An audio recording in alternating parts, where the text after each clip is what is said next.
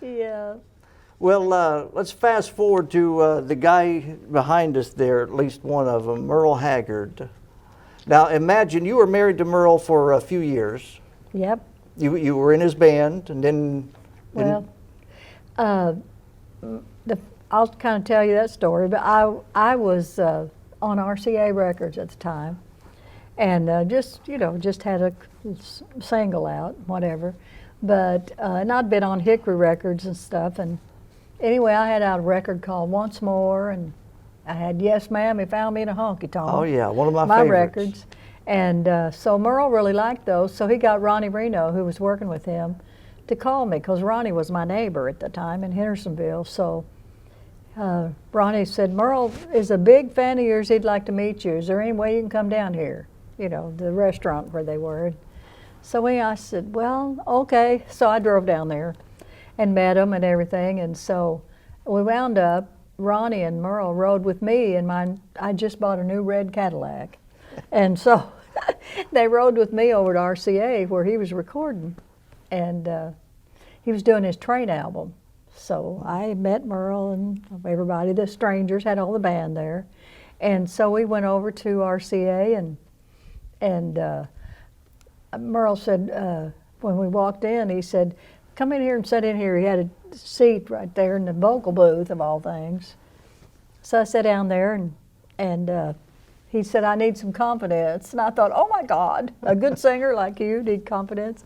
Anyways, he was recording a song called Where Have All the Hobos Gone? So he said, step up here and sing harmony here. So I did, and that's what he was wanting to see if I knew my part. And I knew how to sing harmony. And he was surprised. And then later, after that day, he called me all the time wanting me to join their show. And I had a bunch of dates myself booked and stuff. So I said, okay, well, let me see if I can get these out of the way. And, maybe I can do that. So later I started working on the road with them, opening shows for them and stuff. You joined the show, and then you joined together as husband and wife for a few years. Yeah, that went on for a while. And yes, and Sweet Bonnie, Merle's wife at the time, she was dating Dean Merle, the bus driver. And I thought, oh my gosh, what am I getting into here? Now, but anyway, so I always say I got hooked. But now, when you joined Merle's band, he was married to Bonnie?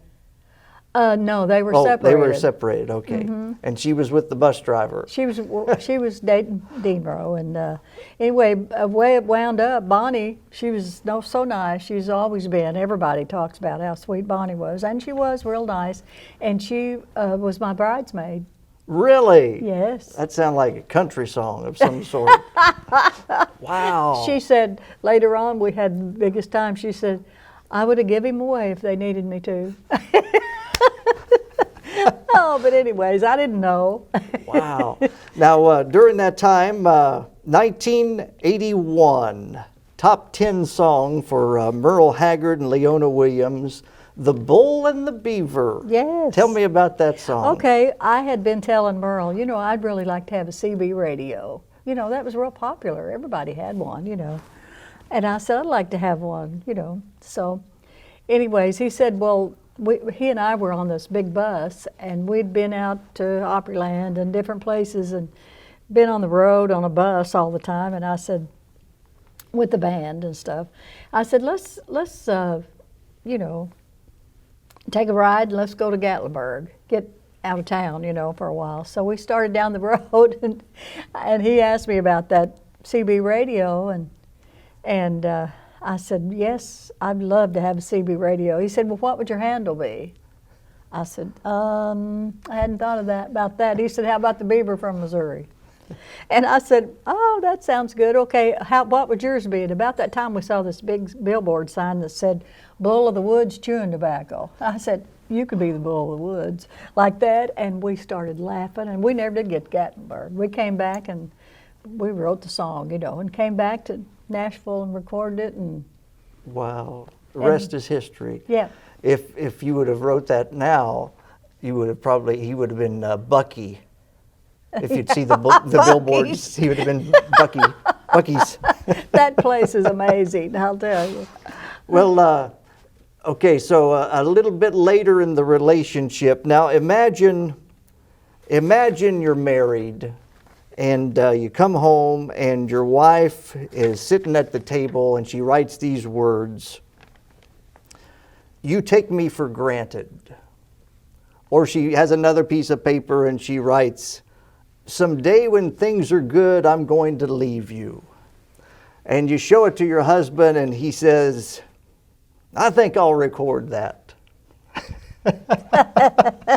That's usually not the way it works when the wife writes stuff like that. Yeah. But you wrote two of Merle's biggest hits from, tell us the way that really went down.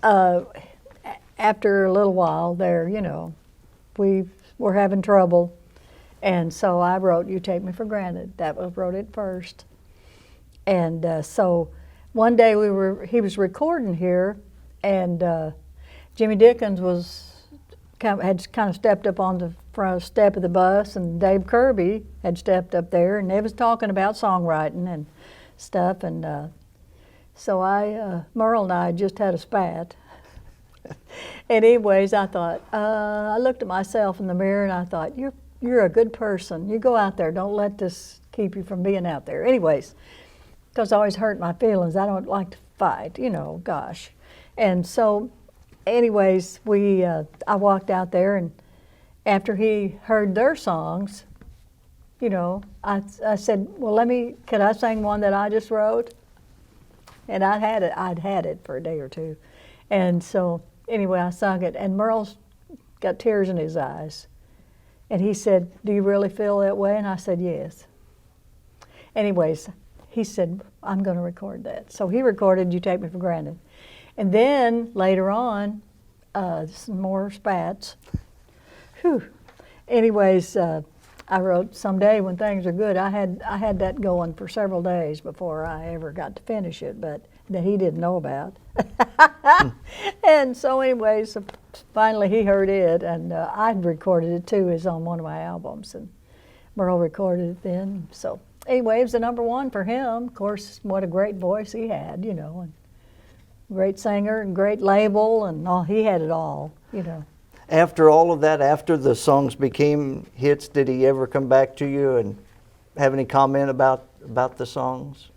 Not that I remember. But there's several of them that he and I wrote together. Some have put my name on, some he didn't. He owned the publishing company. But it's okay. You know, go write another one and forget about it.